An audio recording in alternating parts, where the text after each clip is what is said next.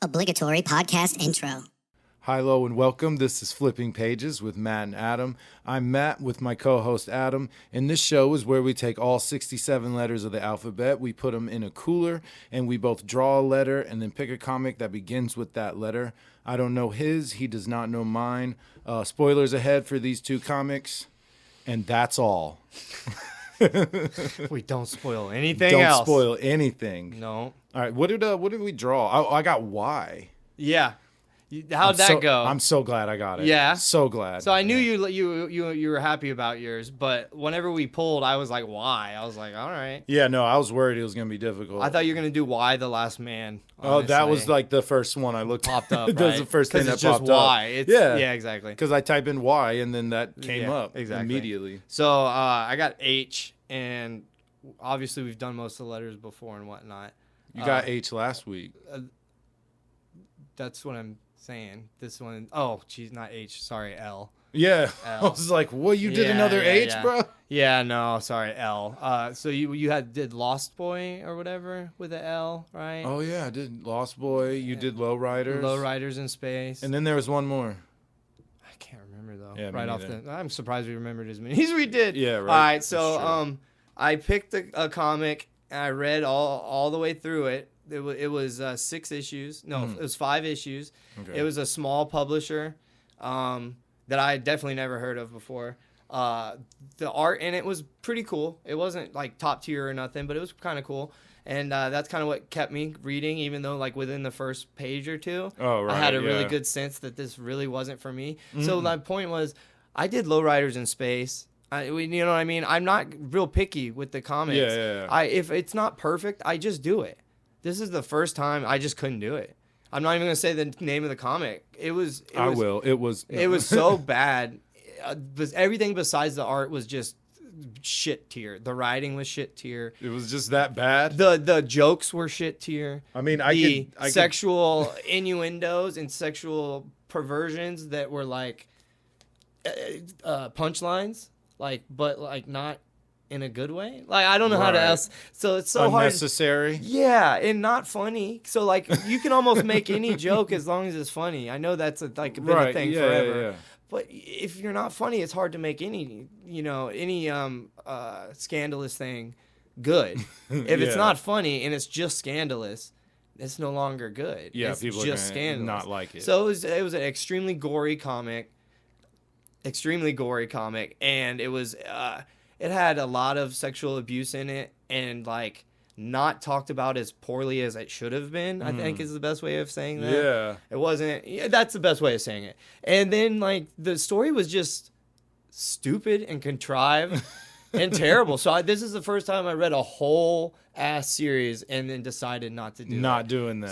So I'd stop that one. That's cool. No, you got it. I switched up. So then like no worries. I was like I've done it a few times. I can't now go and be super picky now because I already skipped on one. Right. And I'm trying to be like real with this. Like I 20 something episodes and you haven't done it. Haven't done it. It's a good I did it when I read one that didn't end, and I just picked one that didn't end. Yeah, that's a good percentage still. Right.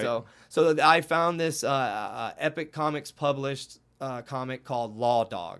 This is from 92. Lawdog. It's from 92. So Epic Comics is I'm just going to read the Wikipedia. Was an Epic Comics group was an imprint of American publishing company Marvel Comics, active from 1982 to 1996.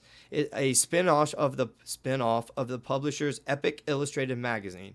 It published creator-owned work unconnected to Marvel's superhero universe and without the restrictions of the Comics Code. So there was none of that in these, so which you can see stuff. it. Yeah, you can see it. And yeah, I guess you can't have Captain America being like, "Oh, that's fucking crazy." Yeah, exactly. They can do it when it's just like, "Oh, it's like DC and Vertigo or DC and like Black Label or whatever their other adult lines are or whatever." So It like I said, it was from 82 to 96 was the main body of it. Then Marvel actually 82? Yeah, 82 to 96. Oh wow. Yeah, they were I thought you said 92. Holy no, shit. 82 Okay. to 96. Yeah, Okay. they did good. They weren't a flash They in the was pan. around. They weren't Wildstorm, I'll tell you that. Ooh. Or Valiant or You got 'em. Get a 'em. million other ones. Come for us. Yeah. No. Red 5. All right, so they actually Good tries. Nice. Yeah. I still like those. Yeah, no, They're I still know. There's cool some people. still cool shit in there too. In the mid 2000s, they brought the name back, so like they kind of tried to do like the same thing that they were Right. doing before, but it didn't really work out. It didn't last. It was like dropped. Okay. So this is a comic by Epic Comics from '92. That's why I was thinking 92. Yeah. So for some reason, the top of it says Heavy Hitters Lawdog, but in all the stuff it just says Lawdog. You did do an H, you son Right. of a That's bitch. why I said H, because I saw the double H there. But, and yeah. so I guess that's something to do with their magazine. Maybe Okay. was called that. You know how it said it was. Yeah. Okay. So it's called Lawdog. And the first cover here. Let's see. I'll just slide it around a little bit. First cover immediately. I was like, oh yeah, I can do this. So the art's wild. dope. Very 90s, I can see that. but very detailed 90s. So like he's got a giant gun, like a cable gun type of thing. It's like bigger than him, and there's all these pieces on it that look like from from a motorcycle probably, and like some other just like pieces that don't make sense. Yeah. And he's just like his anatomy's kind of thrown off.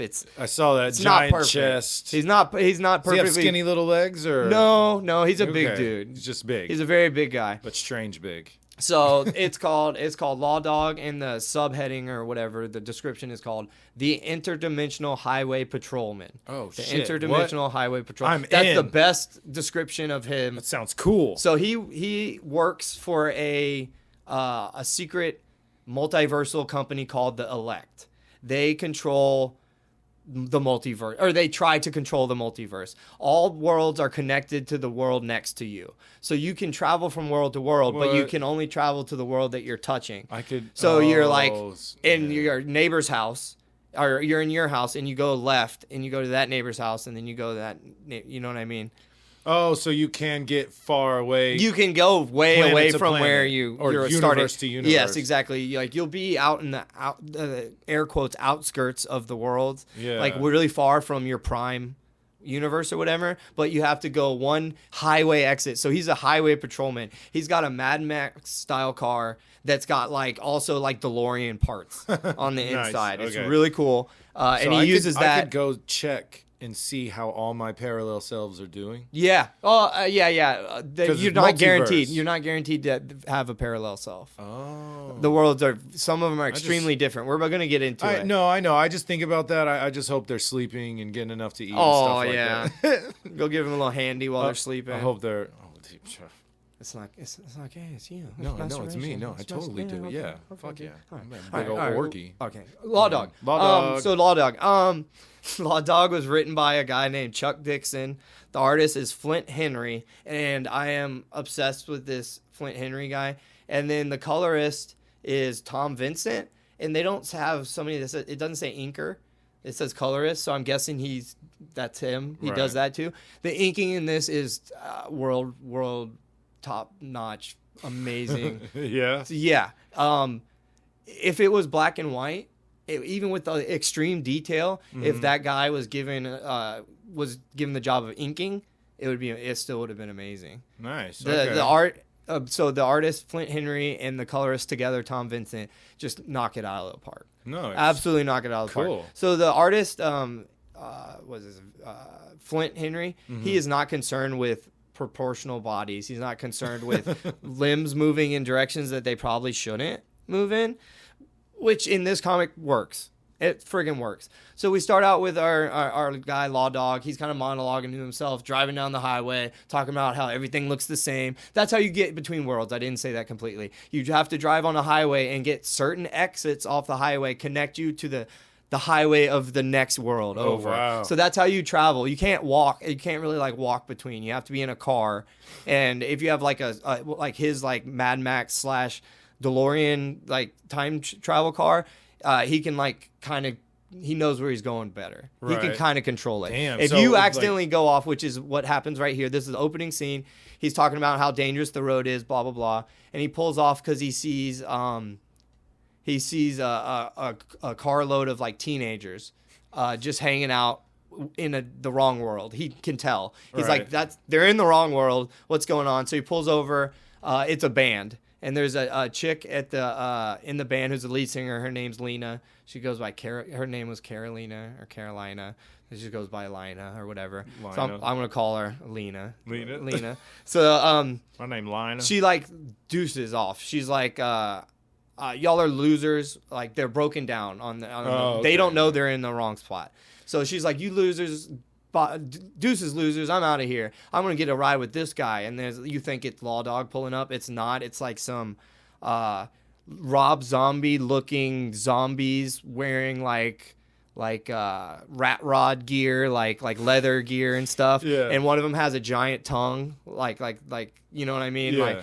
Like, and she's like, never mind. Because she was trying to get a ride from him, and she was like, never mind. They're trying to steal her now. They're like, they don't even talk right. They're just like, literally. Yeah, right. They're all monsters. The one guy's tongue is like puts Gene Simmons to shame. Yeah. It's like damn. 7 inches long. Or Yeah. something. And so she's like, help, help. So Lawdog pulls up and he just like runs into their car or whatever and starts like shooting him and just murders them right away. Nice. He doesn't wait for nothing. So he just gets out. What's going on here? yeah, none of that. So he murders the guys, and then so the van's there, Lena's there, and he's like, "You kids gonna get out of here?" And they go, "We're going that way." And he goes, "You don't want to go to the town that's way." He goes, "Bozeman, Montana, or something like that." He goes, "No, that is not what is in that direction. You need to turn right around and go back." And they're like, "All right, sure, sir. We just saw you murder a couple people, so yeah, we'll listen."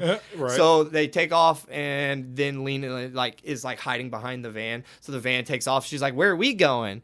And so she's like, lumps herself in with Lawdog. Right. She's like, "I'm just gonna ride with you or whatever." He's like, "I ride alone." He does one of those things. He's like, "I'm better alone." "Where are you from?" "I have no home." I feel like that's how he talks. "I have no home." Yeah. Kind of like Sling Blade a little bit. I like biscuits with mustard on it. I wouldn't say that even as a joke. That's what he said. Biscuits in the and movie. mustard. I know. Yeah, he likes mustard. That's what I You said. know I what? wouldn't say that even as a joke. It's funny, dude. I thought, well, people get lost on our highways now. Yeah. And having interdimensional or multiversal highways Yeah. that you would have people getting lost all the time. It and happens. That's literally. You see, like multiple cool. times through this when they visit different places, like they'll be like, somebody came through or whatever. So like he's driving with Lena, and they see a town sign for it's called like Gehenna. Gehenna, Gehenna, Gehenna, I think. So they driving through town, and all the signs are Satan signs. It's like Motel 666, Satan Burger, and stuff like that. And she's not even noticing. He's like, they go into the hotel. He's like, stay in the hotel. And she's like, "Oh, I need to go eat." He goes, "Do not go outside. Do not go outside. Please, just stay in the hotel. I will take you to get something to eat when I wake up." And she starts arguing with him, and he falls asleep with like his eyes open. That's like how he does. He's kind of like a cyborg. Spoiler alert. He's like been rebuilt a bajillion times by the elect to do this job. Yeah. He keeps getting murdered over and over again, and they go get him, and they like him. restart him basically. Yeah. So he like doesn't sleep. He like zones out. She calls it zoning. He'll just like keep his eyes in one direction. He can do it while he's driving. He'll like zone while he's driving, and he's in those moments he's remembering his past. He's not really supposed to remember his past because of the elect trying to erase his memory, blah blah blah. But he remembers his past. He remembers he was a warrior before he was interdimensional highwayman or whatever. Right. The elect came and chose him and did all this stuff and made him their best guy. Their top agent. So she doesn't listen to Lawdog and leaves. Of course. And he's just zoned out at this point, so he doesn't even tell her to leave. She goes to like a evil McDonald's. It's McBeebe's. And she's ordering, and she's like, "I don't know what any of these items are. Just give me a burger and fries or whatever." And he goes, "Okay, whatever." And then he sees she's got a cross on. She's wearing a cross. And they like geek. Everybody geek. She goes, "She's wearing a cross. She's wearing a cross." And then like just the crowd grabs her. Like Shit. cops come, like the crowd grabs her, and they're like, "Excellent, we haven't had a sacrifice in a while. This is awesome."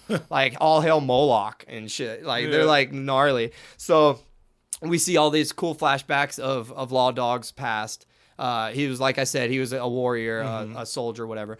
And as he's still sleeping, doing his little memory thing, she's taken to the police station, and they're questioning her, and they're like, "What are you, some sort of Catholic?" And she goes, "No, I'm a Baptist or something." And he goes, "Oh, that's even worse." That's even worse. Yeah. And so he's like, so some like KKK looking guys, but wearing blue, come in, and they're like, "Did she confess?" And he goes, "I got it all on tape, boys. Here, take her away."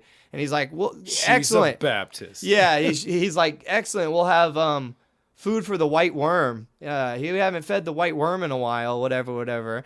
So Lawdog's sleeping. She's getting taken. She's been arrested already, and now she's getting taken to sacrifice at the quarry. Oh, I was going to say, I thought they were going to sacrifice her. They're trying to take her. Took her to the police station first. Yeah, they had to get a confession because this world is like lawful. Like right. You're not like allowed to do like just you know what I mean? It's weird. Can't walk around wearing a cross. Exactly. It's a weird world. So as Lawdog's sleeping, a bunch of guys break in, and they're all carrying bats, and they're like getting over him. They're like, "Is that the guy? Is that him?" And Lawdog wakes up and starts like manhandling him. And luckily, one of them speaks up and is like, "Hey, we're actually friends or whatever." And he goes, "Who the hell are you?" And he goes, "Oh, we're the friends of Jesus. We're soldiers for God."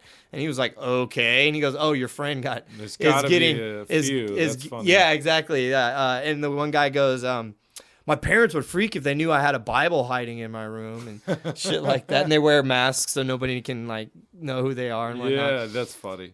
So they tell Lawdog what happened. She got kidnapped. She's going to get sacrificed. They're like, "We can go help you." So it's a cool scene of them like carrying her around, talking, blah, blah, blah. And then they start lowering her into the quarry. And then the most Lovecraftian Shoggoth, what I would think a Shoggoth would look like. Just like I don't formless. Know what that is. Oh, it's like a formless arms and mouths and reforming it's and so bad. bubbles. And I can't even explain it. yeah. Here, look. I wasn't going to turn it, but look. That. I can't. It's just like arms and legs. Creature. Flesh. It's a flesh pile. Gross. I don't like that. So that's the end of the first comic, which is a hell of a first comic. That Fuck shit got me. See what I mean? hyped. There's got to be something that hooks you. Yeah. That's the standard way of doing it. So Lawdog comes up with the Jesus crew. It's a cool ass scene. They nice. fight. They're gonna roll with them. Yeah, they like fight a bunch of the guys. He drives his car through, just runs over a bunch of the devil worshippers, and then he gets in the crane that was lowering Lena down into the pit. Mm-hmm. He swings her out, and then he puts like an explosive in the crane, and then like drives the crane into the pit onto the monster's mouth, and it blows up like. Kills the shit out of it. It's super like cartoony violence. Yes. It's awesome. Over extreme like crazy. That's cool. And so now this was the only part that I didn't understand why they went this route. So he's like, "Oh, yeah, that wasn't a devil. That was just a living entity from the world next door." So it went through the portal or whatever. That's not a demon. Yeah, they went the highway or whatever. It's not actually a demon like they thought. So he's explaining to Lena what that monster was. He goes, "We got to go down into the quarry where it came through, and we need to see it where it came through." And she's like, "Oh, okay, that sounds dangerous. I don't want to." It either went through the highway or found. He's checking like to some see. Narnia Yeah, shit. I guess There's another he way. literally just drives through like an underground cave, and they pop up in the next world where He that drives giant. in the quarry. Yes. Oh, It's okay. Like. Oh, okay. Yeah. That's like a little road. It's ridiculous. I thought he just. It's drove still into ridiculous. It. Yeah. No, it's still ridiculous. It is. Yes. The monster, when you see the monster coming up, it looks like the quarry's hundreds of feet deep, and then all of a sudden there's a road that actually stretches down to the whatever. Comics. So they show up in the world where that big monster came from, the world next door. He says this world got messed up back billions of years ago. This isn't Kennedy didn't get shot. This is regular cellular life didn't manifest like it should have type of change. So a lot of the worlds, like the one they were just at, it was pretty much like our world, but everybody loves Satan instead. And so this world, it looks like a broken down sand castle. There's like nothing together, and like there's like vague shapes of maybe, I don't know, at once structures maybe. Okay. And so they're driving through that, and then these gross, evil little versions of the giant monster come out of nowhere. They were sacrificing the white worms. Little versions that are flying. They start spitting acid onto our guy, Lawdog's badass Mad Max car, and it starts eating acid through his car. Bastards. So he turns off the road and he goes to the next exit. And when they pull off, you see a sign, and it's got a big old swastika at the top of the sign. Shit. So they pull into town, and his car's all messed up. He goes to a car shop to get fixed, and he's like, "Yeah, I need you to fix this. No, nothing big. Just do that, whatever." He goes, "You ain't got a fuel tag license on here. This is a made in America." And he's like naming all the stuff that shouldn't be. And he goes, "This is a pirate vehicle if I've ever seen one."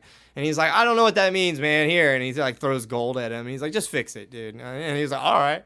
And Nice. So gold is multiversal. exactly most of the time. So Lena still hasn't eaten yet. That was what happened. She was trying to get a burger this whole time. and then she got almost sacrificed, and then they went to the whole other world. Now she's finally in Naziville, and like she finds a diner.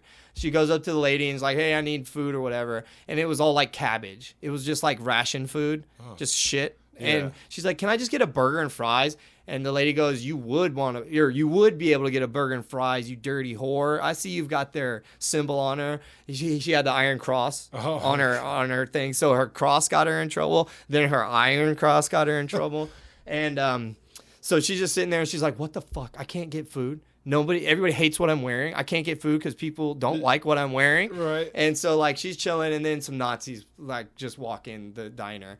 We don't even see exactly what happens. They get in a little tussle with Lena, and they're taking her away. So almost the exact same scenario. So wait, the Iron Cross, the diner lady thought she was a with Nazi. The Nazis. With the Okay, Nazis. That's what I thought. Yeah. But the Nazis knew she's not with them. So they busted her basically. But this time, luckily, Lawdog shows up and busts up the Nazis. He Boss Rutan palm punches their nose, like pushes their nose back in. Really cool. And like as they're leaving, she's like, Lawdog's like, we gotta go. And she's like, "I needed food." And so she's like grabbing chips and stuff. So she finally gets some food. They take off. They're like, "Oh man, this place sucks." And then like as they're leaving, like a giant walking Nazi mech tank is like standing in their way. And that's the end of that issue. Not fair. So at the end of every issue, it's like a mad cliffhanger every time. So like there's actually 10 issues of this. I read 6 of them. There's not really an end to this arc in those, but I found a place that's fine enough to stop. So we get a cool fight of Lawdog and Lena fighting the Nazis with a giant mech. That they have a giant mech and they have tanks and shit. He's just messing them up. Then the Americans pop out of nowhere, like the Actual like insurgents, Americans? basically insurgents, pop up and just start nuking the Nazis. Of course, we got people there. Yeah. Oh, it's funny. Like it's almost like if somebody did a caricature of what like an American group would look like. It's this. It's definitely I'll show you after. It's funny. Like baseball caps, cigarettes, and shit. Like too many guns. Like too many. Not even make sense. America. So they come in and they help Lawdog and Lena. They take them back to their base. They meet everybody. Oh, we're, people. We're fighting the Nazis. Not really important. So they have a plan. Oh, no, not yet. So as they're chilling with these guys, they see that the town nearby gets blown up. So that's the town where most of these people that help them are from, or their family is still there. They're still in the Nazi world? Yes. Okay. They haven't left yet. So they're basically, because the Nazis couldn't get to the insurgents, the Americans or whatever, right. They blow up the town that's not going anywhere. You can't hide a town or whatever. Yeah. So they're pissed, and they're like, "What's happening?" And then they go, "Oh, it's the dragon. They sent the dragon." So that mech before looked kind of like just like a walking tank, basically, with like 2 legs and like a tank head, basically. Mm-hmm. And this one is kind of like, the car dragon or whatever, the car T-Rex that we had, Robo-Rex or whatever. The fighting car? No, for the monster truck show. It eats the cars. It picks up the cars. Yes. So it looks kind of like that. It really? Literally looks kind of like a dragon. It's got a bunch of arms and a bunch of flamethrowers. Robo-Rex. And it's got like a head on it, basically. So that's what's blowing up the town, and it's on its way to get them now. Now I'm just thinking of it just eating the town. It's like blowing fire and stuff. Shooting fire. I'm picturing Robo-Rex. Yeah. Like but the way it moves and its legs and stuff kind of look like that thing. Yeah, for real. All right. So, as they were here in Nazi world, I I skipped some. That doesn't matter. I'm skipping that whole thing. Nazi So they're world. still in Nazi world or whatever, and the dragon is on the way to get them, the rebels, the Right, Americans. 'cause Or that's what whatever. he's looking for. Yeah. So it's on the way, and they have all these mine shafts under like the roads. So they're like, we're gonna blow up the road under the dragon, and it's gonna we'll kill it that way. So none of them want to do that. So Lawdog does it. He goes, he gets it where it's supposed to go, and he's getting away. And the guy does it early, I think, does it too early, even though they knew Lawdog hadn't gotten all the way away yet. He still did it too early, so that's kind of a dick move. Yeah. Because it ended up not even working all the way because he did it too early. So the dragon just kind of gets stuck for a second, and Lena's like, I gotta go get Lawdog. He's literally my ride. Like, I don't know how I'm gonna get out of here without Lawdog. And they're like, dude, he's dead. Like, he's definitely dead. If he had had more time, yeah, he'd probably be all right. But no, he's 100% dead. She's like, oh, well, he's my ride. And so she takes off looking for him. She goes to the cave entrance where he went in. And he comes out like, dude, just like so much fire. And his legs all twisted around. And like, he looks like the T-800 after he got fucked up by the truck or whatever. Yeah. Looks bad. And so Lena gets him in the car, and now they're leaving the Nazi world. Now they go Nice. into the next world. They go into the next world, and it's a superhero world, a made-up superhero world. They kill the main bad guy in that superhero world on accident. They just run him over. Like, as shit. they're coming into the world, they kill the main bad guy of that world. And then the Cap, it's Cap something, but they don't say it. He just calls him the Cap. Is the good guy that okay. So the good guy doesn't kill. He sees his bad guy killed by this car, and he's like, I'm gonna kill those people that killed my bad guy. So Weird. 2 seconds before, he was like, I don't kill, blah, blah, blah. Yeah. And then he was like, we should kill them. So I don't know what's up with that. So they last in that world for like 4 panels, and then they go to the next world. That's So- it. That was the entire interaction of that world, the They just superhero killed- world. That's funny. Yeah. So like they must be going further away because getting if further they away. went back, it would be the in same their world, shit. right? They would be going to the same shit So or it's whatever. are they is Lawdog from Earth? No. It's not Earth. Absolutely not. Oh, so not No. ours. He does. When she goes, well, don't you love America? And he goes, there's no America where I'm from. And he was like, I don't know. He was like, I don't care about America. There is no America And where he's I'm just from. patrolling random at any given time. They call him and they're like, hey, you need to go here. He has a little right. scanner that he uses to try to find people that are misplaced and whatnot. Nice. So Okay. there's a cool scene where a Judge Dredd analog is pulling over a Jetsons analog. Really? So like he's pulling over Can the you Jetsons. see it right now? Yeah. Hold on, I'm gonna come around. Yeah, yeah. Let me see. Check it out.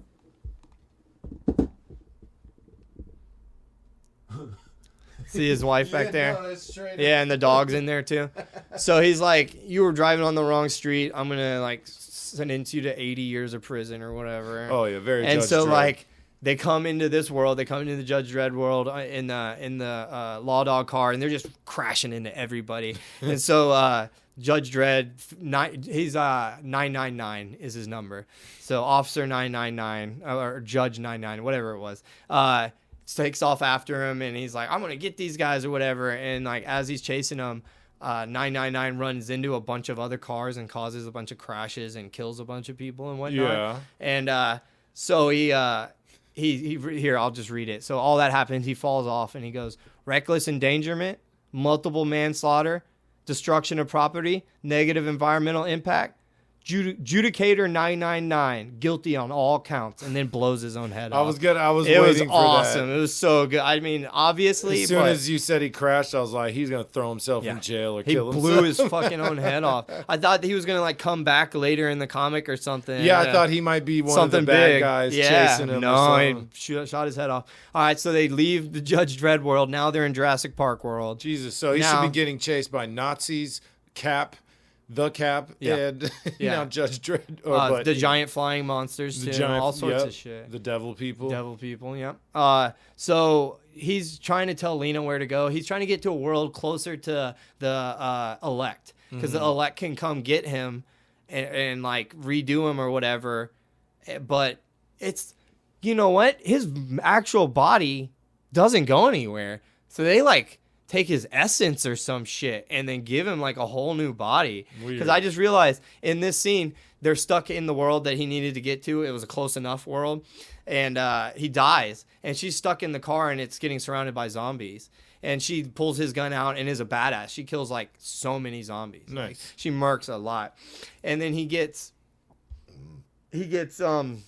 like, dies. And he, like, wakes up in the elect area, like the elect world or whatever it is. They said it's a world that's stuck in the Precambrian period. So, like, no life, really. There's, like water life and shit. So they're on that planet for a reason. So there's no one around to fuck with them. There, yeah. No one to tell them what to do or whatever. Just a highway and their big room. Basically. So this is where we get to see the inner workings of the elect. And they're not any better than anybody else. They're just as terrible / probably worse than probably most people. Bastards. Pieces of shit. We see the routine of him waking back up and being checked psychologically, like in Blade Runner when they psych check what's his name. Yeah. It's a lot like that. And he's like, I'm out of here. I got to go. And he doesn't tell him why exactly, because he told Lena he would come back. He's like, I will come get you. I will come get you. As far as she knows, he's dead. Yeah. And his body's just there She's still. Probably hungry and again. She's by this time point, you would think so. Definitely be hungry again. So he's trying to leave without doing all the tests. They say, no, you can't leave. So he kind of goes rogue a little bit. And he starts just murdering the shit out of the other elect, like, soldiers, basically. Yeah. They're not highway patrolmen like him. They're soldiers. Right. But he, like, murks a bunch of them. One lady in the elect helps him escape, gets into his car, whatever. We meet a couple very minor characters that are in the elect. One's a cyborg. One's like a paper pusher. They're douchebags. That's all that's about. And then he escapes. Lawdog escapes and gets back to the world that he needs to, the zombie world. And so as he's going back, we see what happened to Lena. Lena's like about to be killed, and then all of a sudden a bunch of bullets go off, basically. And no, she's murking them, and then she throws a grenade. She it's like straight up Call of Duty zombies. She throws shooting them, runs out of ammo, then starts throwing grenades to disperse them. So she kills a bunch of them. She doesn't get them all, but like as she's on the ground, she's like just like laying on the ground and she's about to get eaten. And somebody goes, "Stay down," or "We're scanning you, don't move." She's like, "What? Scanning?" So they go, "She's clean." And then like you see it's a train, like an armored train with like 1,000,000 machine guns on it. Oh, damn. Open fire and kill all the zombies in the area. And she's like, "Oh my, thank God, you saved me, you saved me." And they're like, "Yeah, we saved you for us." And then they knock her out with some drugs or whatever. So this she's just getting kidnapped. She's fucked. Every other issue she or so. Is fucking fucked. So Lawdog's trying to find her. He can't find her because she's not at the car. Be Rogue Dog now. Right? She's not at the car where he left her because it's been 6 months. Oh, so shit. She's been on that zombie planet. Oh, does time work? No, he just was been gone for 6 actual months. Holy crap. So we see the cyborg driving around, the one from the elect. We also see him driving through some of the worlds. We see Lawdog drive through the Judge Dredd world again, and then he shows up at the zombie world because that was the order or whatever. Okay. And so he shows up. He's murking all the zombies he can. He can't find anybody. And then we cut to what Lena looks like now. Her hair is all like crazy dyed. She lost a friggin' eye. She's got a scar across her face, gnarly. And she's the leader of a small group of like survivors and shit. So like we find out that Train is an evil doctor who does experiments on people. And he wasn't the cause of the zombie thing, but he was liquefying people to make a anti-zombie like cure type thing. Okay. So kind of he was evil as fuck, but like I mean kind of still trying to help. Kind of made sense, you know. So just the evil route. What happened was she escaped with these people that she's rolling with now. They got away and she's like trying to kill him cuz she doesn't think she's ever going back. She thinks Lawdog's dead. Nobody's coming to get her. So they make a plan to kill the train doctor guy. Yeah. So they're setting up an ambush basically to kill the train doctor. And like as they're doing that, or before they do that, Lawdog runs into the train people and they capture him. So as they're about to attack the train, she sees that his car is on the train and she's trying to tell him to stop, don't blow up the train. Couldn't tell him fast enough, so they blew up the train with Lawdog on it. He was escaping already. He was partially escaped already. Nice. So it still helped him. The train blew up. It knocked everybody around and he's inside like fighting through with a bunch of guns. he can't get to his car. So Lena's like, we got to go help him. And they're like, dude, who is this? And she goes, that man died for me. That man died for me. We're helping him no matter what. Nice. So she like rolls up and starts like murking all of the train guys. Like she's whooping them. And what they had done was they trailed a giant horde of zombies in behind them, like in Walking Dead. Except this was written in the 90s. Oh, and so like this. Yeah. I forgot what it was called. Lawdog. Yeah. So they're bringing in just like 100,000 zombies to be their backup, basically. Genius, right? Yeah, it's cool. So that's where I'm going to end it. Oh, shit. Because for multiple reasons, the arc did not actually end till the very end, and I didn't actually read all the way. I looked it up. So it wasn't going to 10, finish. yeah. It wasn't going to finish till 10. The way I tell stories, it would have taken an hour and a half to tell the whole thing. But also, this is one of the best comics I've read in quite a while. The art in it is so top-notch, especially for the 90s. The writing is very good, sarcastic. Yeah, I was going to say, it sounds like something I would like. Very that sarcastic, goofy, yes. eccentric, really crazy. The faces, Oh, you want to do Let's do the segment. This is our segment, How Are the Faces? dope. You can easily tell the difference between everybody. Yeah, for Just sure. easy. From what I could tell. Oh, so beautiful. Just all the art. Like I said, the inking was the color. Everything is beautiful. Nice. Just absolutely top-notch. Well, man, I'm glad that you loved yours because mine, I also freaking loved. It was incredible. I got why I pulled this one called Young Master. Now, I'll be honest, I was kind of turned off by the cover. I don't have it for you, but it was like some like airbrushed, looked kind of foo-foo-y. Yeah. Didn't look like, I was like, this might try to be too pretty to be cool. Okay. I was wrong as hell. So it's called Young Master. It's from a New Comics Group. They were around in the 80s. So this comic came out in 87, 88. That's when these were released. So this is old. I was surprised with it being this old. Like the way they write it, it's not in the 80s. Yeah. It doesn't seem like it. It doesn't feel dated. No, man, not a lot of dialogue boxes where it's just overkill of the dialogue exposition. They do a lot of let the art do a lot of talking, man. It's fantastic. So it was written by Larry Hama and the art is Val Mayerick. Both these dudes roll with this New Comics Group. And in these pages they have, like previews of other comics, which are both very cool. I saw Val Larry Mayerick Hama on. did the G.I. Joe series. Did he? Yeah. Nice. At Marvel. Oh, cool. Yeah. Okay. Well, yeah, that guy. Nobody else wanted it. He got stuck with it. Well, we can forgive the G.I. Joe nonsense for this because this is freaking incredible. Yeah. So there's 9 issues, but I read 3. Well, I read 4, but the first 3 kind of follow a story. And then the 4th, it kind of changes gears. It goes a different route. So I felt this was good. I'll still talk about the 4th issue. But yeah, exactly. That makes sense. So this character he has no name. He's never had one. His father has a name, but by official decree of the great Lord, no man can utter it under pain of death. Damn. And for purposes, he's known as the Old Master, and he's his son known as the Young Master. So they live on a nameless island or a mountain, just completely isolated. So like no hunter, no pilgrim, no one's going to just stumble across their stuff, right? And they basically just train. Their duty is to hone their skills to perfection until the great Lord is in need of them. Okay. So that's basically, hey, go train for years and years and years, and I may need you. I'll call upon you, especially when you're a badass. It's like ninja school or something. So it's like to hone our family craft, which is the art of killing. Okay. Right. So every couple months, his dad's younger brothers, his uncles, show up. Right. So one uncle is the foremost spearman of the land. The other one can hit a rabbit at like 40 or 20 paces with a throwing star. And the third uncle is like the best with the like giant horse killing swords. And he just uses it without a horse. So he's like beast. And I guess that'd be more like like strong. Yeah. It's like almost club-like. I mean, it's still a sword, obviously, It's but just so heavy. giant. What are they called? Not bastard swords.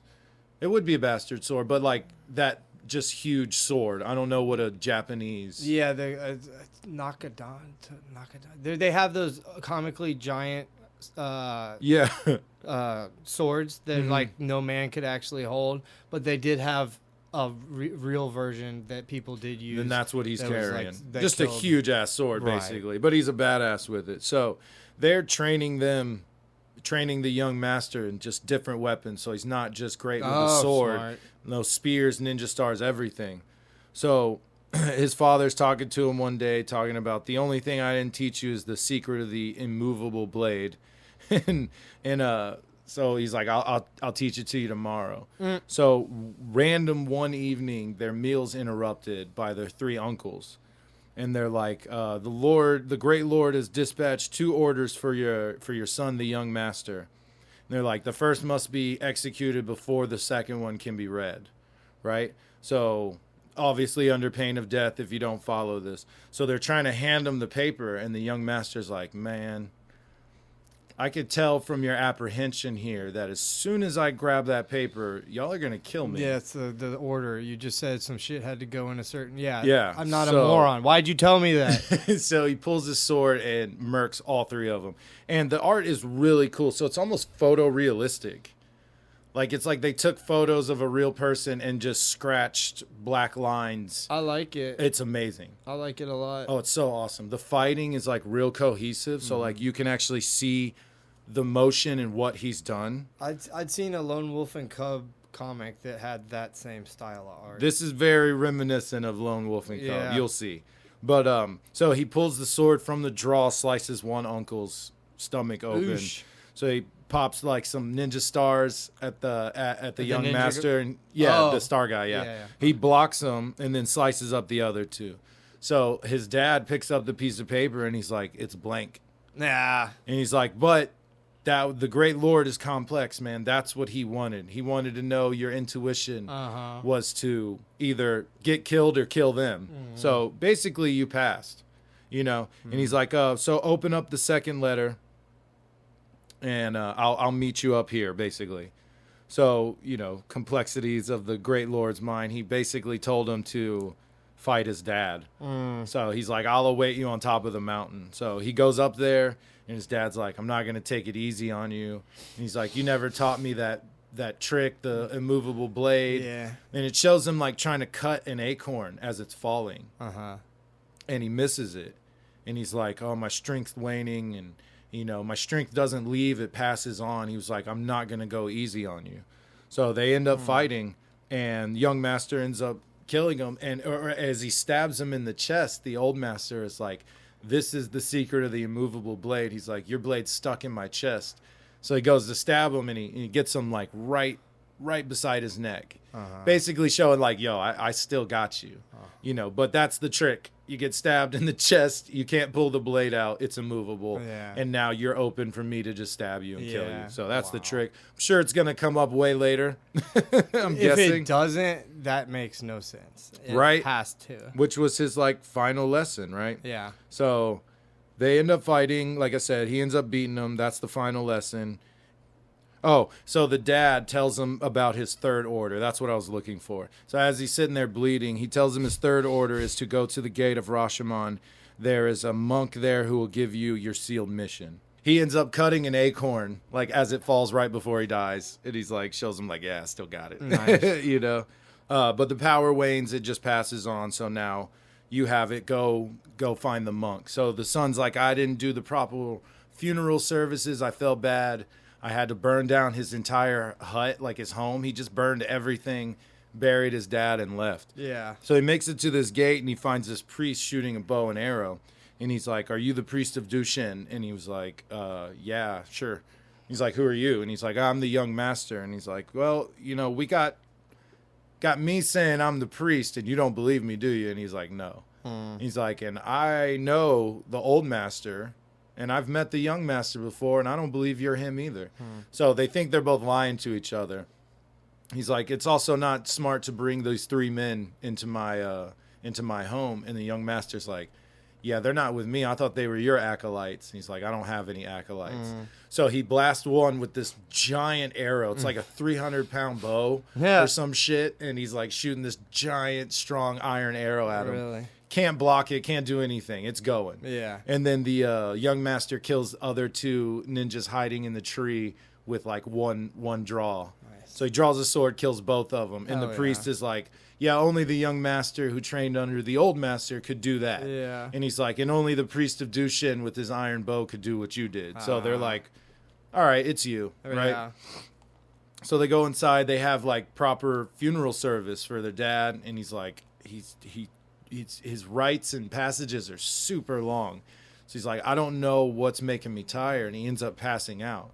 So when he wakes up, he finds out that there was like opium in the incense, made him pass out. That'll do it. So yeah, the guy says the great Lord has had second thoughts about you. He said, for me, the priest of Dushin, to take this callow youth, his untried blade, and temper his cutting edge with the hammer of ancient knowledge. So basically, let me learn you up. I'm going to teach you a bunch of stuff.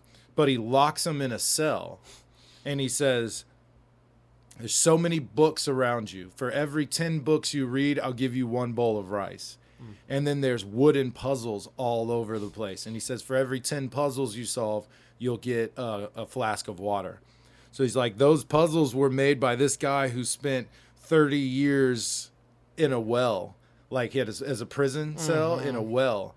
And he spent 30 years down there making these puzzles. And when the Lord released him and asked him to tell him the answers, he killed himself. Nice. So he's like, so we don't even know necessarily how to solve those puzzles. They're like, good luck. Hell yeah. So days, weeks marched on. He's like, for every hour I read a book, I train, 2 hours martial arts. So he's still honing his skills, learning to fight. He's reading. He's solving the puzzles. He's getting real lean and cut because he's not just grubbing food and water. He's getting badass. So he ends up going on for like 4 years, man. He's stuck in this room learning and training for 4 years. And all for the entire 4 years, he's like, how do I beat his iron arrow?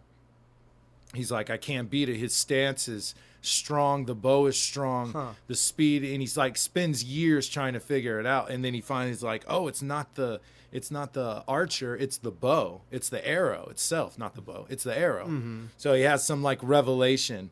And when he wakes up in the 4th year, his like swords and his clothes are right there. So he's like, I know what's waiting on the other side of that door. So as soon as he walks out, the priest got his bow aimed right at his freaking chest.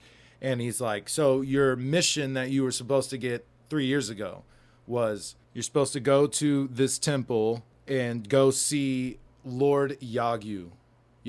I do not know how to pronounce it. Yagyu. That sounds fine. Yagyu. Yeah, sure. So you're supposed to go there and you're supposed to kill his eldest son. That's your mission, right? Not him, your eldest son. That's what the Great Lord wants. Him and the Great Yagyu beef. The priest of Doshin, this archer, and the Great Lord Yagyu beef. Okay. And then there's the Great Lord that's in charge of all of them. Okay. Right? So he tells him, go there, slay Yagyu's eldest son. He's like, but on these shelves beside me, the priest is saying this, there's one item you have to take as credentials. And if you take the wrong item, you will get killed on the spot. Okay. So you have to pick the right item. So he goes to draw, and the archer, the priest, shoots him and gets him right in the chest with the arrow. And he just goes on. He continues, and he cuts the priest's head off and puts it in the box. So he's like, I'm taking the priest's head. Yeah. So then he pulls like a giant book out of his shirt.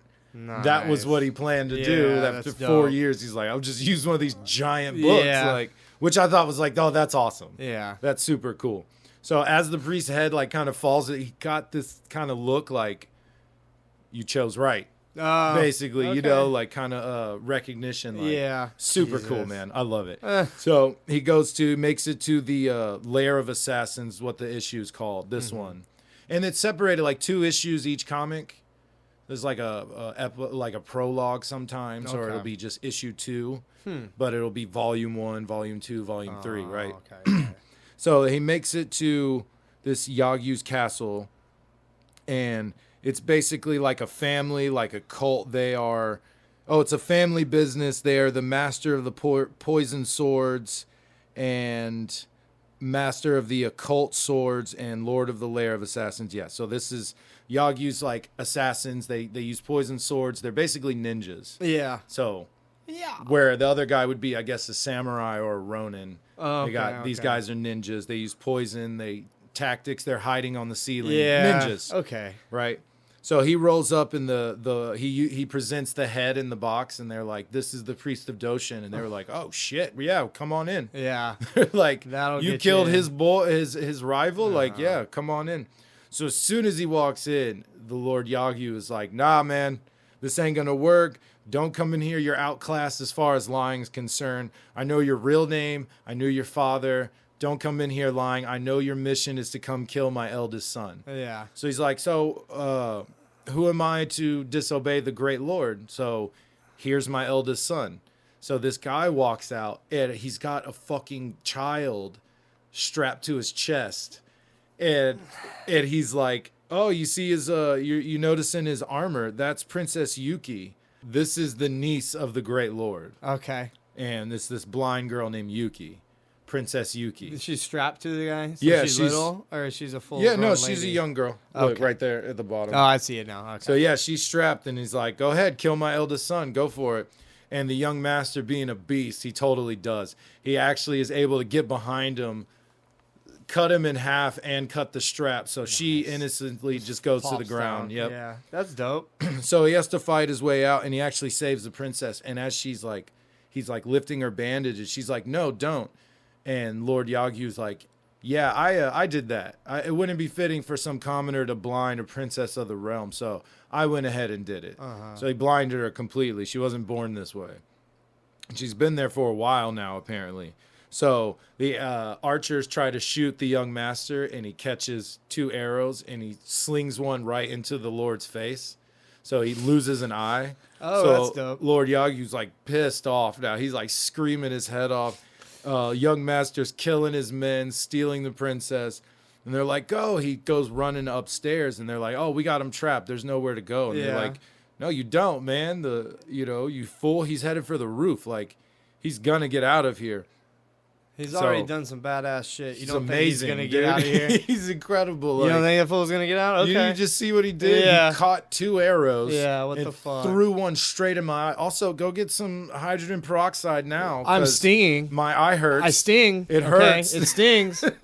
Give me some fucking alcohol Yeah. or something. Where's the eye wash station? Where's the poppy seeds I can Oh, inhale fuck or yeah. something so I can feel better? Eye wash station, then poppy. Then poppy, yeah, right. So then he gets up on the roof, and there's these 2 men there, and they throw these like containers, like Molotov containers, right? Yeah. And they bust, and he starts freaking out. He's like, "Now I'm blind. He can't see." Yeah. So the girl is like, "We're on the roof.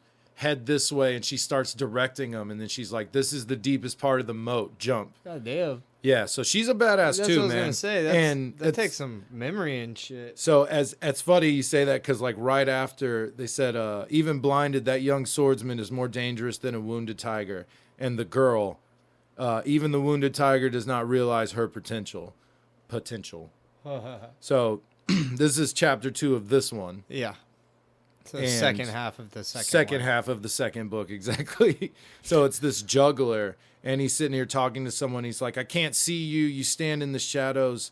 I can't see your badge or rank." He's like, "Please have mercy on me." It's like assassins, ninjas, killers, and highbinders. He's like, "If I'd known they were in their midst, I would have reported them immediately." So someone's interrogating this juggler about these 2 people that just joined his like traveling circus carnival. They basically go through mountain spas throughout the land and perform. Okay. Bring their carnival to like spas where rich people hang out. So that's where they make all the money. Yeah, well, where rich people go. That makes sense. Right. So he's like, "I thought they were just a samurai family down on their luck. I didn't know they were wanted or anything." So it shows the young master and Princess Yuki like performing for people. Aha. And they're like amazing. He's like throwing her in the air. She's catching a ball. And before she hits the ground, he cuts the ball in half. Nice. And they're both blind at this point. Yeah. So people are like flipping out. Really impressed. And they're like, there's no way a high-ranking samurai would be Doing performing for crowds, and no way a princess. Doesn't make sense. Yeah. So, but they went by the young master and the princess. Right, that was their stage names. Yeah, they don't care. They were going by that stage name. So the jugglers wanted to die, I guess. I don't think he's worried. I guess not. He's like, I got this, bro. Yeah. So the juggler's speaking to this dude standing in the shadows, right? Mm-hmm. And he's telling him that, like, the boss of the carny, his boss, was treating her like a real princess. He was like, let me comb your hair. And he's like, your hair's so silky and, like, amazing. He's like, I know you're not a commoner. Like, they don't have hair like this. Yeah, blah, that's blah, blah. it's got to be super specific to the area or something. I mean, I bet back then you could probably somewhat tell. I mean, if I was poor, my hair probably wouldn't be all silky smooth. Yeah, I mean. But if you were making money, it definitely would be. You could go pay for. Yeah, of course. It would. You're most likely. I just feel like, yeah, you're probably right. I think he's just admiring it. I'm sure he had a daughter. Something. And he liked combing her hair. I think he's just doing that. He's kind of sweet about it. It's comforting or something, maybe. Right. So the juggler's sitting there like, no, you shouldn't trust them. I don't trust them at all. Mm-hmm. Who knows what they're up to? And he's like, man, you're going to run your mouth to the wrong dude one day. So he's ended up talking to Princess Yuki, the blind girl. And he's like, let me show you this trick I used to do. And he ties this bottle to a rope. And it's like a really big bottle with like a super thin neck, right? Like a vase for like one flower. Okay.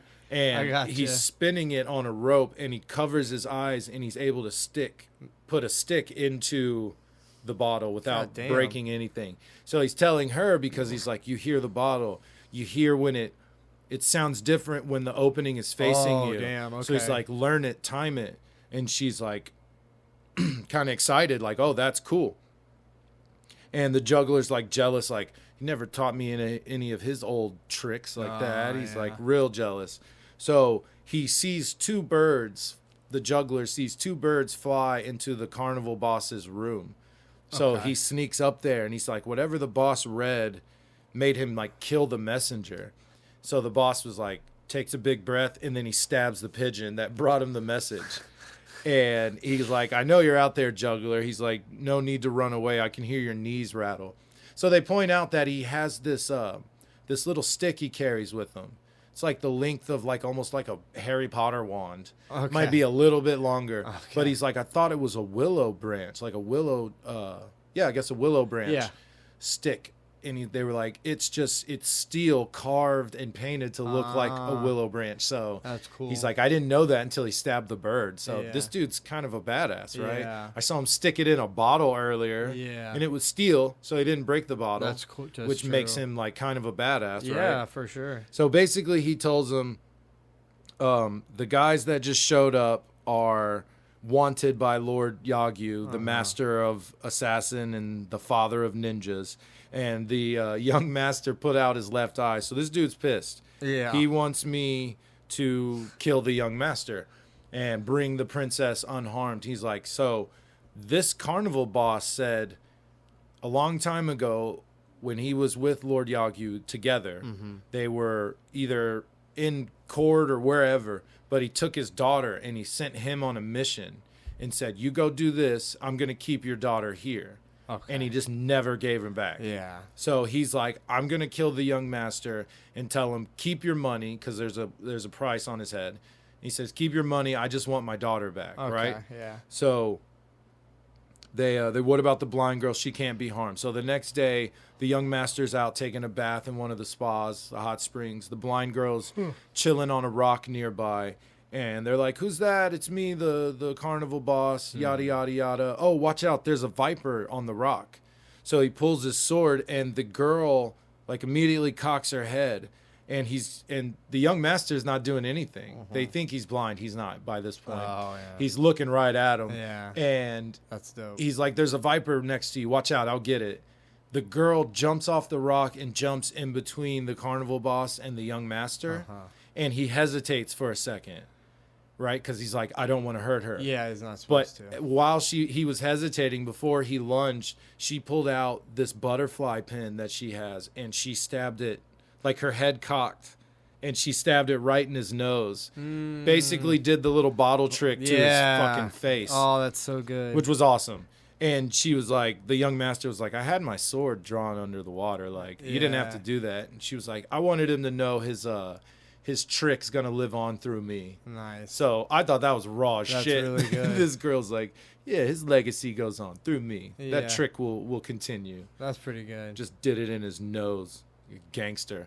So they get out and the juggler's like, oh shit, runs off. He's like, and that's when he cut back to who's interrogating him, and he's like, I'm sorry, I would have known, blah blah blah, and the guy cuts his head in half. And he's like, I hate dogs who yap too loudly. And you find out it's Lord Yagyu, looking like the fucking governor from Walking Dead, which this was first. That's funny. So governor looking like Lord Yagyu. You know what I'm saying? Patch, black and white drawing and everything. Yeah. So this is the next issue. This one's insane. Yeah. I'll go over it quick. I'll just do our segment, How Were the Faces? Yeah, They're incredible. Yes, I saw Absolutely incredible. The art's amazing. Yes, it's good. I mean, the fighting, like I said, is cohesive. You have no trouble telling who anyone is. They don't really burden you with a lot of different characters that you have to remember. They have a few key characters each issue. It's not difficult to see what's going. Even in the fighting scenes, it's not difficult to see. Most of the time, it gets very erratic and busy and heavy and like hard to kind of decipher all the time. Is that an arm? Or is that a knee? Right. How's his sword? He was just doing this. Why is he doing that? There's none of that. Doesn't all of flow it right sometimes. is extremely cohesive, and it's amazing. That's dope. So yeah, that was our segment. How Were the Faces? They were great. So anyway, this next one starts. It is just this. This is so awesome. It's in a white room, a completely white room, and this fool. I'll just read a little bit. He's like, "Am I awake? Standing?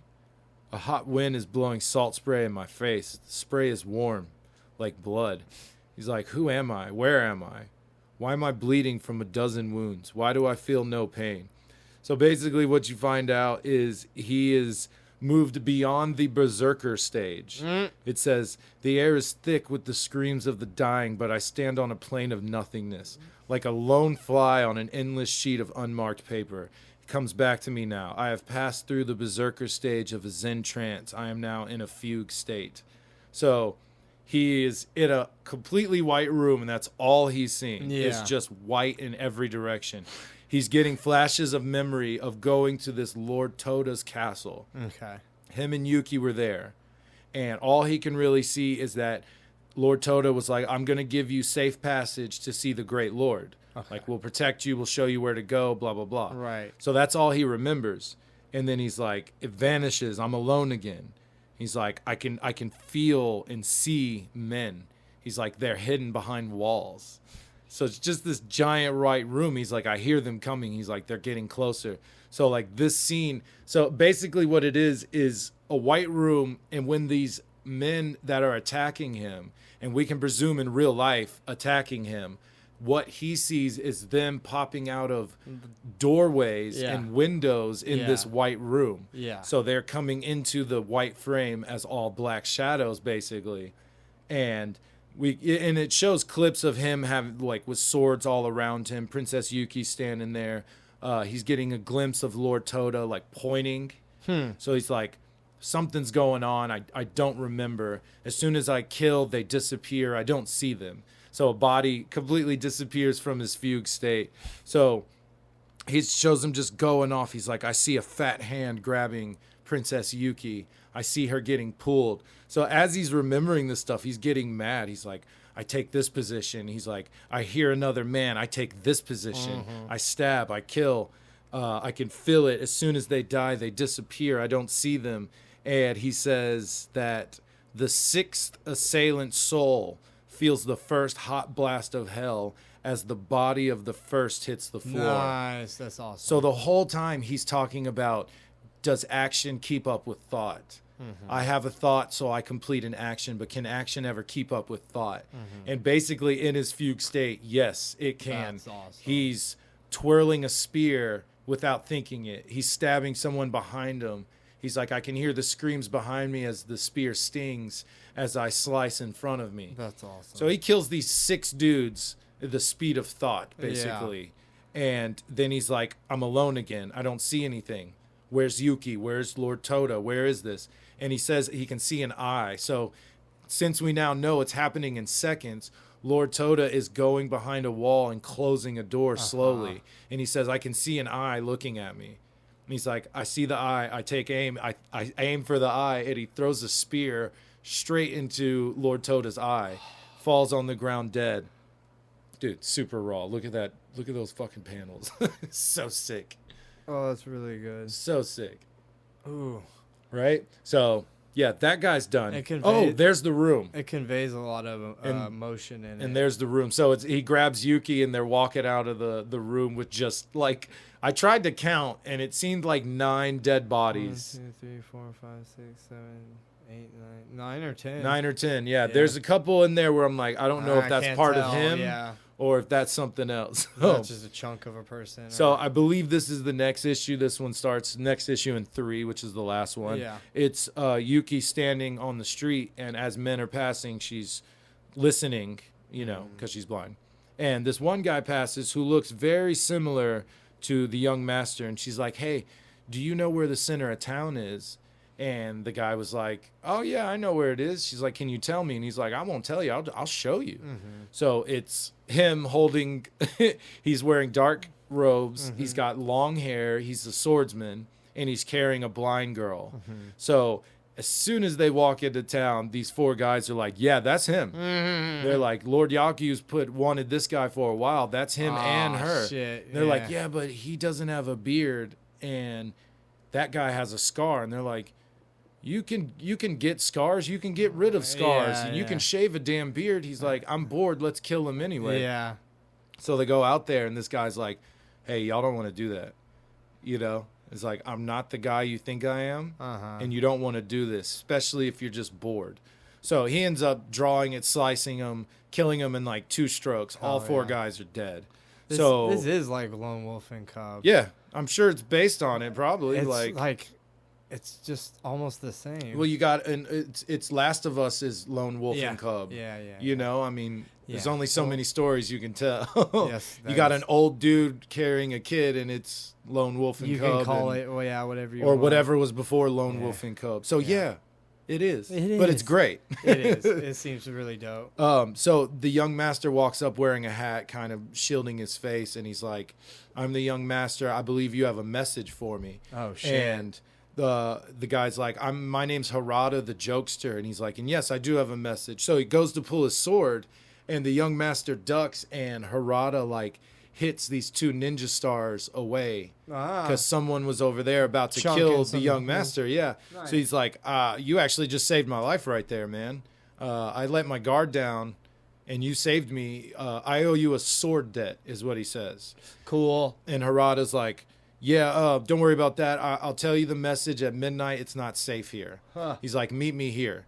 So it cuts to later. Actually, before Harada leaves, he's like, wait a minute. He's like, Princess Yuki, he's like, how did you know to pick me? He's like, I know you needed someone maybe my height, and maybe you could feel my height, possibly. Yeah. He's like, but how did you know I looked, or even that I was a swordsman? And she was like, well, when swordsmen walk with a heavy sword on their hip, they have to shift their weight, and they walk differently. So she could hear that he was walking differently. His gait was weird. Yes. That's crazy. Yeah, she says, a man carrying a heavy sword on his hip must shift his weight and swagger for balance. I could also smell the sweat and oil on your sword handles. Oh, fuck. And Harada was like, oh, man, my smell, my sword. He's like, how droll. He's like, that's how you figured me out. He's like, that's not cool.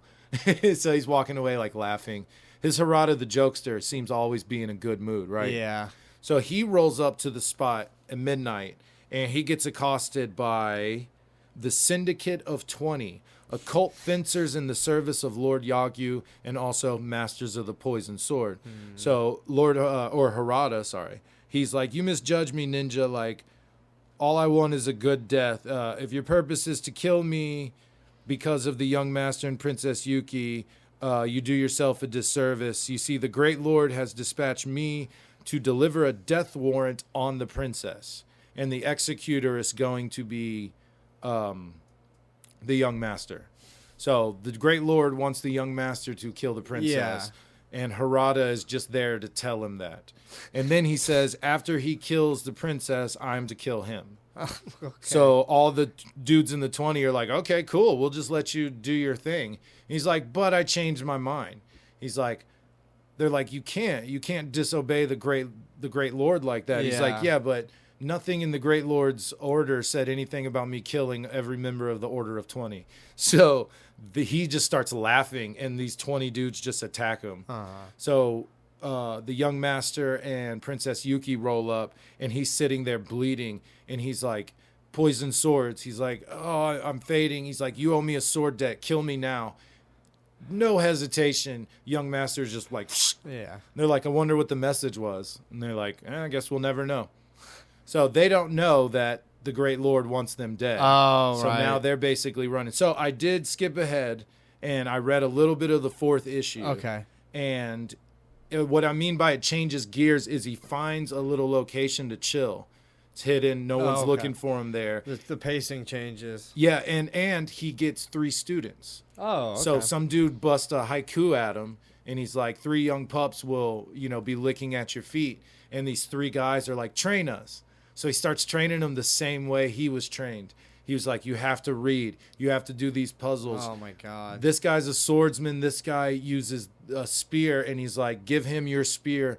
Give him your sword. And they're like, I suck with a spear. And they're like, yeah. Yeah, that's the Well, point. what's going to happen when you lose your sword? Yeah. And the only thing that's around you is an axe or a dagger. Yeah, They're like, exactly. you need to. So he's training them like he was trained. Smart. He's going to turn them into badasses. And honestly, I have no clue where it's going to go. Yeah. Like, there's 9 Not sure. issues, and I don't know. And That's kind of cool. oh, dude, this might have been my favorite comic I've read. Yeah. Which you said yours was your favorite? Yeah, I'm sure I've said a different one was probably my favorite at some point. I know I've said I've had the most fun reading those Mr. Easta and Yeah. Orphan Blade. I Yeah, loved that was a lot of fun. But the writing in this, like, I don't think I did it justice. Like, the writing in this is incredible. Yeah. It was so good. And like I said, the 80s, you saw the pages. It's not Yeah, covered in that's- dialogue. No, They very show, good looking. don't tell a lot, which the 80s did not do. They told No. fucking everything. No. So this new comics group, at the bottom of issue 3, there's this one called Family Ties, where it's this talking dog. The animals can talk to each other, and they're going to look for the old wise man. And this thing was awesome. Yeah. Yeah, dude, it was great. You read it? Yeah, I read it because yeah. it's at the bottom of 3. So I was like, I read most of it. I haven't quite finished it yet, but dude, it's awesome. This new comics group, they write some cool stuff. That's awesome. They're not around anymore. Yeah. It was like 80 something to 90 something. So, but this young master, I will be reading some more of this, either for the show, and I've said that before, and I haven't read anything yet, but I'm totally going to freaking read more of this. The art's incredible. The writing is incredible. The art was super, super good. And like, I had to buy extremely good. each copy digitally, so I'm reading all of them. But no, it was fantastic, man. Definitely my dope. favorite I've read. Yeah. And I'm a sucker for a good samurai story. Yeah. But it's not bogged down with locations and crazy names. It's hey, he's here for this story. This is the guy he's going to meet. I didn't have to learn anyone's name. He's at Lord Toda's castle. I knew Lord Toda. He's at Lord Yagyu's castle. I knew Lord Yagyu. That's it. That was all he's at the priest of Doshin's house. That's all I needed. I got you. No crazy names, no history, just pure story. Yeah. No, this is me when I was in the army, no, none of that bullshit. It's just, this is it. This is what's happening. That's awesome. Good pacing. Shit was incredible, man. Having good pacing is hard to do. Yeah, it is. And like we were talking about, you got to have that first issue that grabs you. And dude, it was immediate. Yeah. Like as soon as he killed his uncles, I was like, oh shit, I'm hooked. Like I'm hooked. I told you I was hesitant because of the cover, but like I said, 4 or 5 pages in, I was like, yup, this is it. That's awesome. So I'm psyched to read the rest. If I get Y again anytime soon, I'll definitely cover more of this.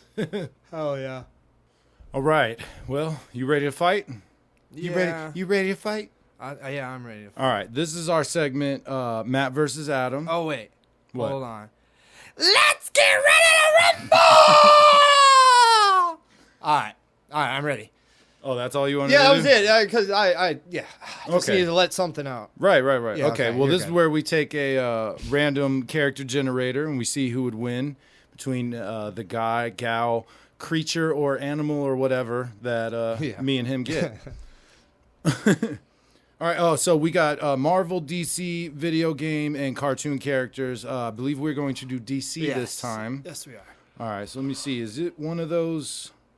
I never know because some of them you have to tap. Yeah. I think it's a good one, though. I don't Okay. think... Yeah, it's a good one. I got Doomsday. Okay.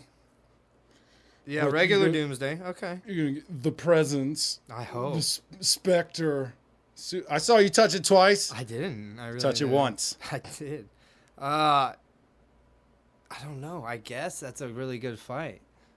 Oh shit! Yeah, it is. Okay. Yeah. All right. So you got Ares. Yeah.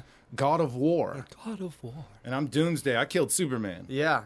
Doomsday's super... Okay, so like with power creep and stuff, there's a bunch of comics where there's like 80 Doomsdays fighting at once. Yeah, but So they're there's not as that. strong as There- Doomsday.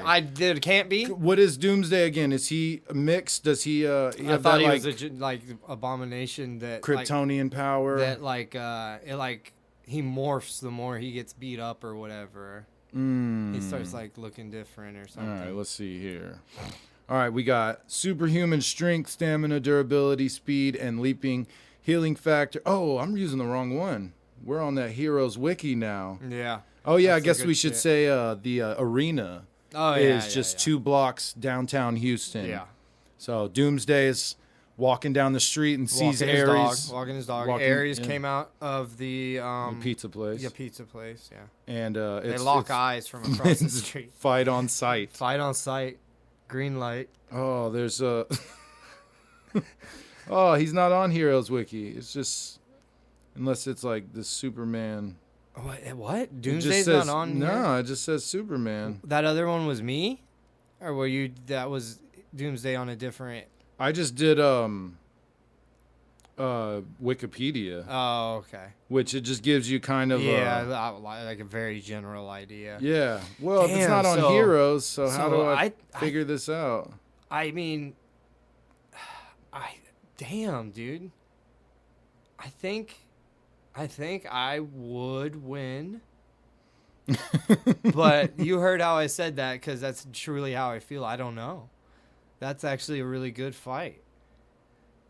Because Superman's like weak to like magic and stuff, and Ares is kind of has some magic-y type stuff. So against Superman, Ares against Superman is always a good match. Is it so? Yeah. But so is Doomsday versus Anybody. You know? Anybody, really. So, man. Let's see here. but damn, Let me see if I can find something. I think Because on Wikipedia, it basically says the same stuff. you're kind of dumb, though. You're kind of just like a monster. And you have a lot more abilities than I do. way more. Like crazy. yeah. We both have immortality, though. Yeah. But you have invulnerability. Yeah. Draws power from violence and conflict, which I'm guessing from, like, people. Anything, yeah. Because he's a god. Darkness manipulation, dimensional travel. Yeah. See, like I Regeneration, said- which I have. Yeah. Teleportation. Oh, you got hella regen. Yeah, right? You do. Flight, You which I don't have flight. I use weapons and shit. Yeah, we You also don't- have you could mind jump really control, far. necromancy, Yeah. pyrokinesis, Oh, yeah, you're fucked. size alteration, Yeah. I knew the size one. I didn't know. molecular reconstruction. What the shit? Yeah. Telepathy, telekinesis. See, yeah, yeah, that's what I was saying. He kind of wrecks Superman. right. I mean, Yeah. I found a Doomsday versus Ares, but And a little animated breakdown. Is that one of those? I swear I'd seen one of those before. yeah, it is. Yeah. That's cool. I win. I'm just looking for a clear someone just Yeah, I being know, like I know. obviously like Oh, Ares duh. wins. Yeah. Oh, man. Yeah, I just know I can use, like, weapons, and I can use, like, a little more strategy than you because you're not all the Oh, way. here's DCEU. Here we go. Let me see. here. EU. That would be the movies, Who would right? win? Oh wait, That's the movies. Booty. Yeah, it is. Not the AU. Yeah, no, that's We Booty. need the Well, that's DC extended universe, right? It's just the TV, I think, or movies. I don't think it counts. I think the animated ones they're separate. Man, this sucks. There's no clear. Of We course, just gotta, like, most argue of about it. 99% of them were not clear 100%. I mean, this is Comic Vine. They asked it. I have a lot more powers than you, like you said. You do. I have way more intelligence. Okay, than you. finally. Someone says, I'm leaning towards Ares in an all-out fight. But Doomsday is Doomsday and never really stays dead, so I don't know for sure. See, exactly. Doomsday will always come back, although a kill equals a win, so that's true. Yeah. I'm pick Ares except for the first fight. In the first fight they did, Battle 1 is Doomsday versus Ares random encounter, and then the other one's Ares has prep time. Oh, if there was prep time, that can't even. That's why we don't do prep time. We're not doing prep time. That's why we don't. It So makes a he huge says he difference. picks Ares for the first fight. I heard that. So with, the random with encounter. Randoms, I did. So yeah, right. So that's more for you. Yeah. Yeah, so most people are going with Ares then. Yeah. So that makes sense. Yeah. That's fine. I like I said it all hesitantly, but I wasn't trying to, like I always say, I'm not trying to win to win. I always want to be realistic about it. Right. Yeah, and they're saying like Ares. See, Doomsday doesn't have like the Hulk thing where he gets stronger, No, but is Ares what he does is. apparently. Yeah. Fucking bastard. Yeah. Someone says he's going with Doomsday in all 3 rounds. He defeated Darkseid and killed Superman, not to mention Guardian, equivalent to a High Father, and not to mention Guardian couldn't even kill him. So there's an argument for Doomsday. Yeah. But more often I'm seeing Ares. Well, because I feel like Ares could do the same thing. Yeah, probably, right? Yeah, someone said I'm going with Doomsday, and someone sent Cookie Monster saying, what the fuck is this? So, yeah, it seems like the consensus is Ares. Yeah, I would genuinely feel that way, too. Yeah. Damn, see, why you do that? I get, like, fucking... You finally I get a get good someone that's like, character. oh, A this is not dope-ass beatable. character. And then you're like, oh, I get a god that can beat him. That's what keeps Ares. happening. Like, because if you got Superman... Yeah. What would we be arguing? You know, like you've beat him, I beat came you. back. Like, I so came back and then that's a whooped good you, but you argument. never and died, and blah, blah, Superman is the ceiling for most things, but he's not when you get into fucking DC because you got the Presence, Spectre. Yeah.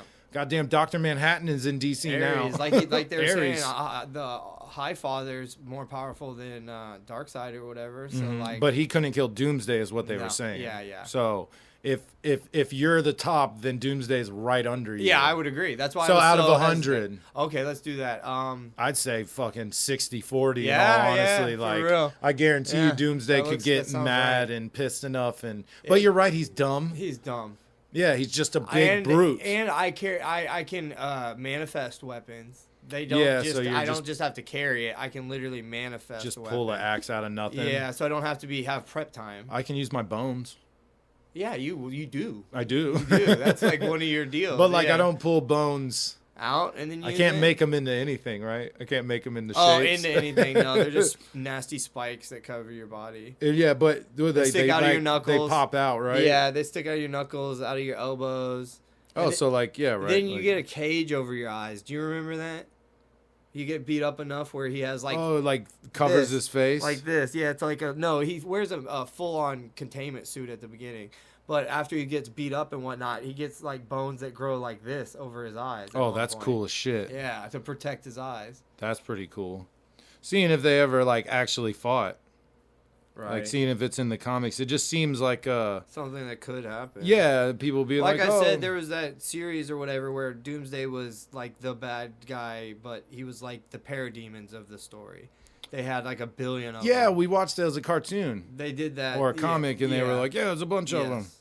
Yeah, there's no actual. Doesn't seem like there's a reference meetup between them two. I wouldn't. I guess not. We probably it would have shown up already. Yeah, I guarantee you, because then that would be People were a definitive arguing, yeah. answer. There would Even in be the a- comics, you think it would have happened at least once, right? Yeah, 100%. You would think. That's Apparently weird. not. All right, right. so what's that? 14-9. Was it? We didn't write it down. I did last time. I think you were 13-9. Oh, it's right here. 13-9. Oh, yeah, was so last time. 14-9. 14-9 now. Son of a bitch. Yep. It's all right.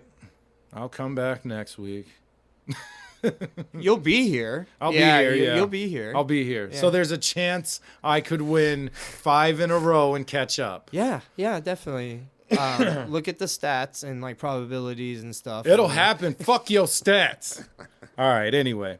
We are on Instagram, Facebook, X, New episodes release every Monday on all podcast platforms. And for you visual folks, there's a YouTube video that releases every Monday with the images from the comics we are talking about. You can see all the pretty pictures. Yep. If there's anything cool you want to see, you can see it on there. We try to focus on the cool shit we bring up and see ourselves. So, and if you are watching the videos, liking anything, do that subscribe thing for us. We're those guys now. We do appreciate it. Yeah. And if you're going to do it, we would appreciate it. So thank you for everyone interacting on any level. So we really do appreciate that. Yeah. And that's it for this week, man. It's a wrap. All right. Well, y'all have a good one. Bye.